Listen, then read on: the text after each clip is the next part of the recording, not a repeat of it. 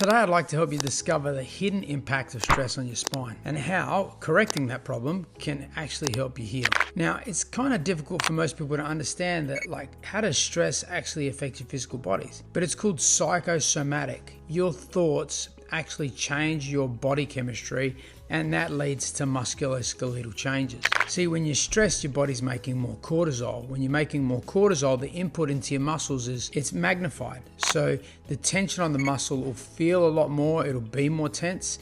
It can actually change your posture, and that's visible. You can see someone that's stressed and angry, their posture is different to someone that's happy and feeling just joyful. They're open and mobile.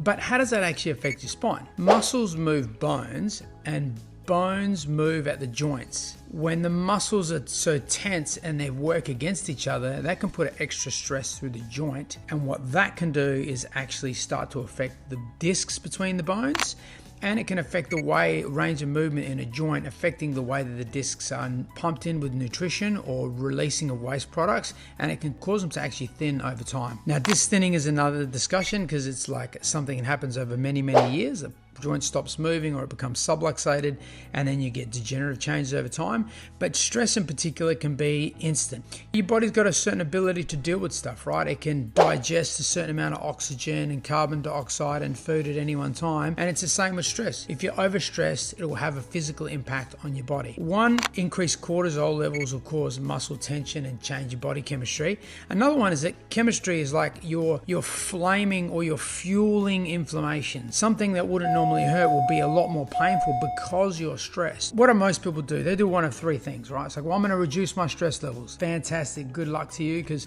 life is stressful. Always stuff happening. It's not like the old days where one person's at work, the other one gets to stay home and look after the kids. We got a lot of choices that we can make in our life. We can do lots of stuff. We have ever more potential, but it does mean a lot more stress for us. You know, you watch the news every 10 minutes or every hour, and you're hearing about what's happening around on the other side of the planet. All these, and stuff that's happening in your community. Life is stressful. It's not a bad thing, but it's stressful. If you can reduce your stress levels, fantastic. That's a discussion for another video. The other thing you can do is to actually improve your body's ability to cope with that stress. The third thing is to mask the symptoms. The third one's easy, right? If you take enough drugs, all your stress will go away. You can take the ones that are prescribed or the ones that you can get on the corner. In some way, shape, or form, they'll make you think that you're less stressed. Not a great life solution, but I'm not the police, and each to their own. The other one, which is about in reducing your stress, is, you know what? Just don't hang out with people that make you angry. Don't spend time with people that make you sad. Choose who you hang out with and where you work and where you spend your social time. It sounds easy to say, difficult in practice. There's lots of different things you can do. In improving your body's ability to cope with stress, one is you can meditate.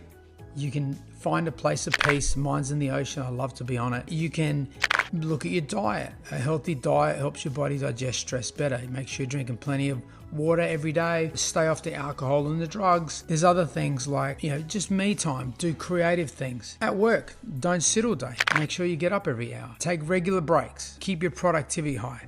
There's lots of things you can do. It's really not the discussion for this video. The video is about how does stress impact on your spinal health. So if you are stressed and it's impacting your spinal health, then ensuring your spine's moving properly, that it's aligned correctly, and it's not interfering with your nervous system is a great way to help your body cope with stress. An example, like I had a patient come in to see me and they were getting headaches, and the headaches apparently were from being at a desk staring at a computer all day, right? We did an assessment. She had some subluxation, some problems in her neck, and we adjusted her neck, and she had a period of care. And she's like, I'm not getting the headaches anymore. I don't get it because I'm still doing the same job. I'm still sitting at my desk. I'm still staring at a computer. So none of that's changed.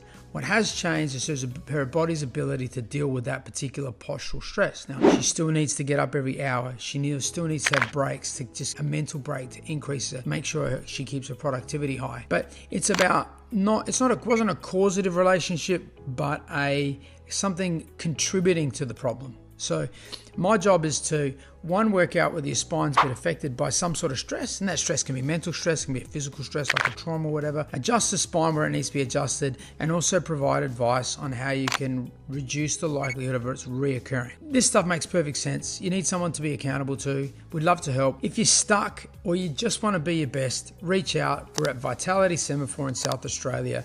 You can contact us on 8242 1581 or just message us here. See you on the next video.